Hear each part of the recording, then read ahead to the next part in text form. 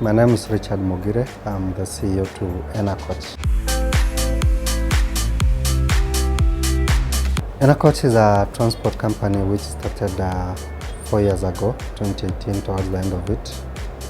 We fly long distance routes, majorly do Mombasa, upcountry like Siaya, Migori, Homa Bay, and Mbita.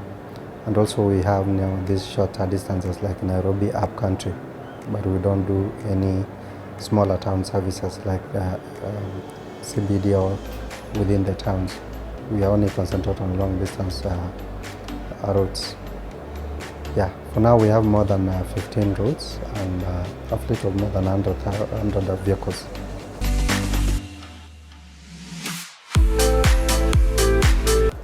Before, I used to be in a different company, and then I was there for we were there probably 8 years.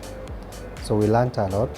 When we saw that we were not doing that well, we felt we had the potential to start something new, and now use the weaknesses we got, all the challenges and experiences we learned from the other side to make this one a better mode of transport. So that's when we moved in 2018, and all we are doing is to professionalize the industry, because many times people think that this is the industry that is run by the failures, those people who never went to class. And now we want to change it and look more professional, just like any profession, and make it a choice where people can leave their cars at home and comfortably travel using public means. Transport is something that I'm passionate about. My chairman and my director also is something that he's passionate about.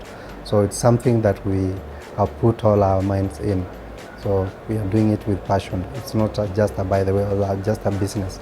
It's something we are doing with passion. We are delivering solutions to the problems that we see in the transport industry. The main reason why we came to this industry is to solve a problem, to solve a challenge where we see very many people suffer when it comes to getting the option to travel, because even the people who are working, they must travel. Actually, travel industry is one of the biggest industries that we have, because people move. This is the medium they use to go and do their profession. So we came to give a solution to a problem which was in place, and now make it more decent than the way people know Matatu is. That's what the driving force. The name ENA. ENA is an abbreviation of a name. Evans Nyagaka Nyona, who is the chairman. Our parcel has a fleet of 22 vehicles, 22 trucks. But for the buses we have 54, the rest are vans. Right now we have a total of more than 1,000 employees. Yes, around 600 are casuals, 400 are permanent employees spread across the country. Nowadays people don't like coming to book and then go back home the following day they come to travel. So we are giving solutions that they are able to book from wherever they are. So we're making the booking process more comfortable. So with just a call, somebody can be helped to book. We have an app, we have a website. So the most important thing is to be close to the customer, and they give the value of what they pay. So, and we have differentiated ourselves from the rest by keeping our rates the same throughout the year, be it peak or off-peak. We have the same fare rates. Unless something has drastically changed, we don't change our fare rates. We use mostly our social media platforms, but the most important thing is the service delivery, because when I give you a good service, I'm sure you will market even without me asking you to market. So the most important thing is to deliver. Our motto is exemplary service, and that's what we will live up to. Facebook, it's Enercoach. Instagram is at Enercoach. Success as an entrepreneur is when you are able to give a solution that is equated to the value you get. It's not about the money, but how you're able to give us a solution and then charge on what you are giving up. Sometimes people feel we are very expensive, but it's because of the quality of service that we are giving. That's how I can define success. So if you're able to give a solution to a problem, and then you get monetary as an appreciation, then that is success.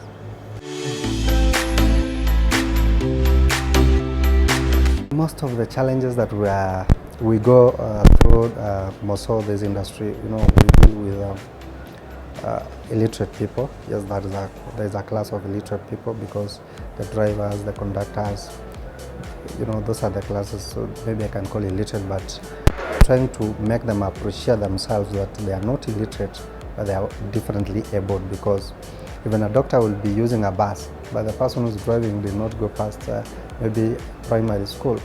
But the life of this doctor is dependent on that driver. So we make them appreciate themselves. Another challenge is the changing policies from the government and maybe national and the county governments. Sometimes you don't have clear policies which can guide you maybe through a 5-year strategic plan. So the on and off, maybe new policies coming up, sometimes they can destabilize you, or they can change you from your success direction. So these are some of the challenges we are going through. And now the difficult thing is the cost of fuel, the driving power of these vehicles. It's really rocketing, and then we cannot double. You see, whatever we were charging maybe 2 years ago when the diesel was around 80 shillings, we only added like 200 shillings, but the diesel has doubled. We could not double the fare, because the people we are charging, they don't have that purchasing power. So it's really eating down into our pockets, but then we have to balance. So that is the most challenging thing as of now.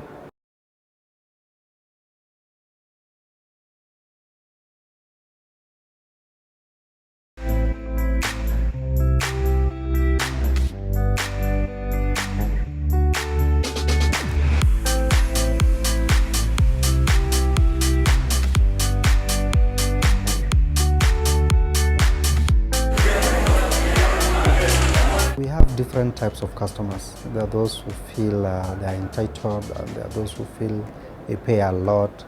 There are those who feel that they are not been helped the way they want. But then we try to accommodate all of them, because that's why, as I said, we have our call center and the customer care.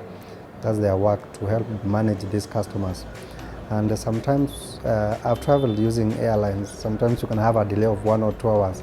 Nobody will complain, but if we delay for even 20 minutes, it's chaotic.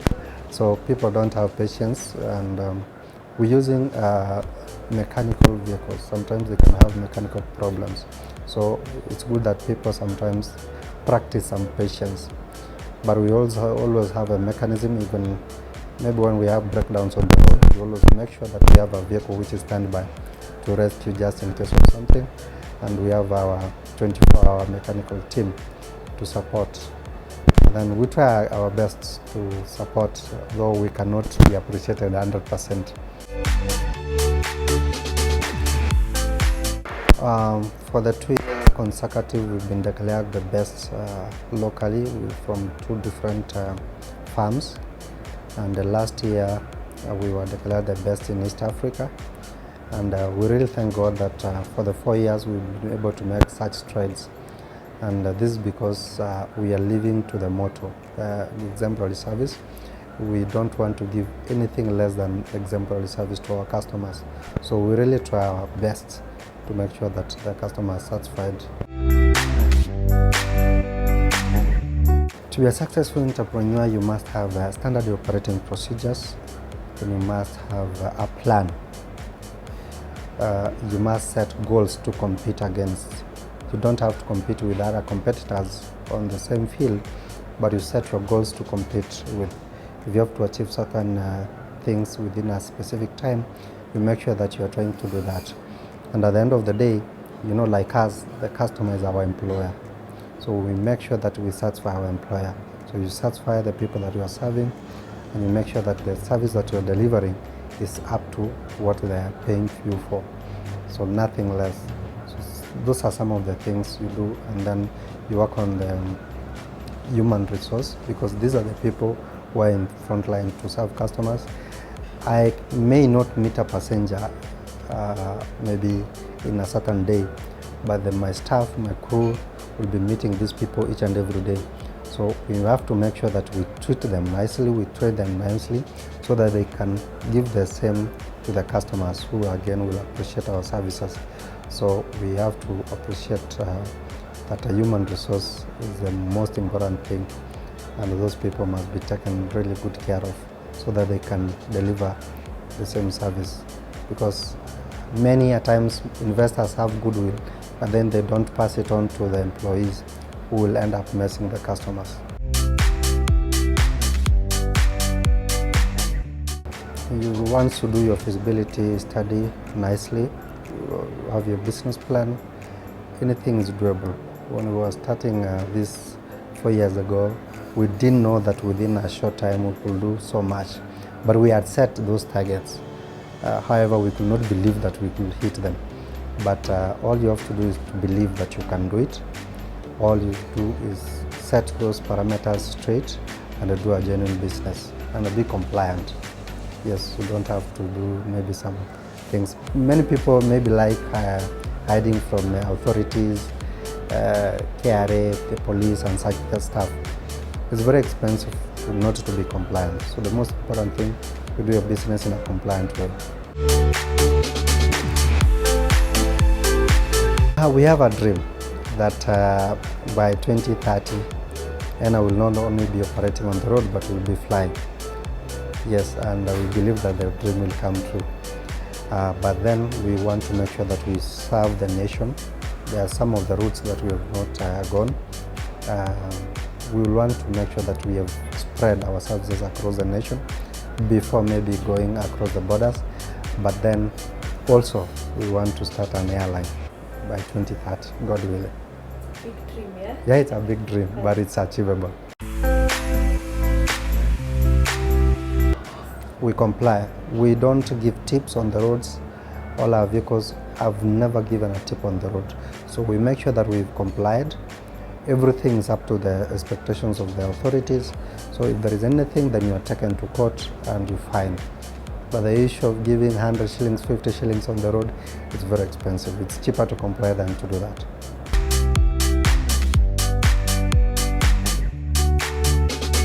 Apart from training, we have our minimum requirements to have someone on board as a driver or a conductor. So we always advertise, we call for interviews, we interview, then we take them for training. And each and every time we take these people for refresher trainings. We've partnered with one of the companies, Safety Plus, to do trainings, refresher trainings. And once in a while we do have meetings with them. We talk with them. We call on board the traffic police officers, NTSA, to talk to them, because you know you cannot just look down upon them. This is someone you've given a vehicle of 20 million. So you have to keep him close, talk to him and encourage him, so that he can make sure that he has kept the unit for you.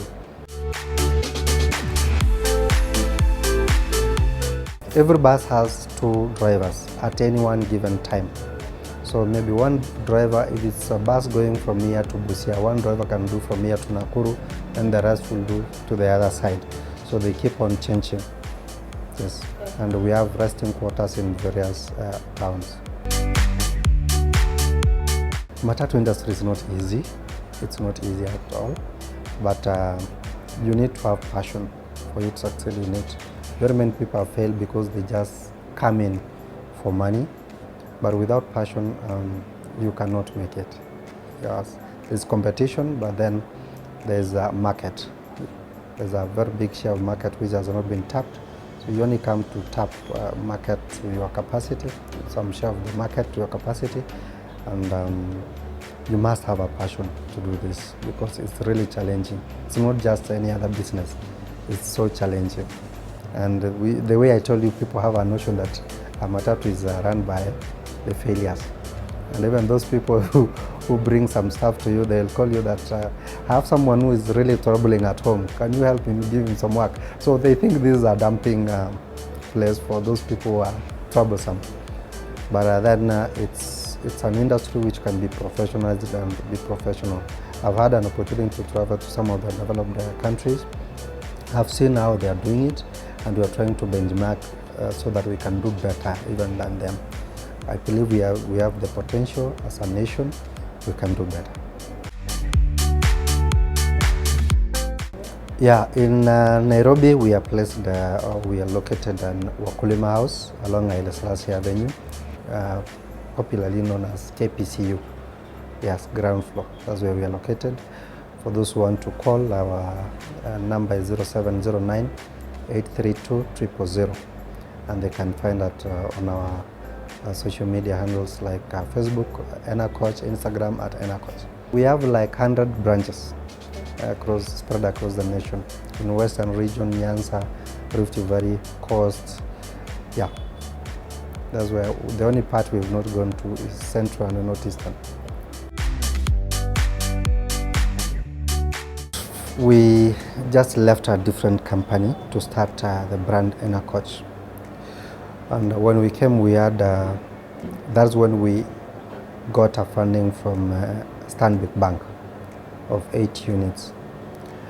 And then now all our buses are Scania buses, and we have few MAN buses, MAN buses. So, but mostly we've been dealing with Scania buses. Then we partnered with Scania East Africa, who are the dealers of Scania buses. They gave us a credit solution, and this is what has been really supporting us. Yes, they have really given us a good boost, and we appreciate them.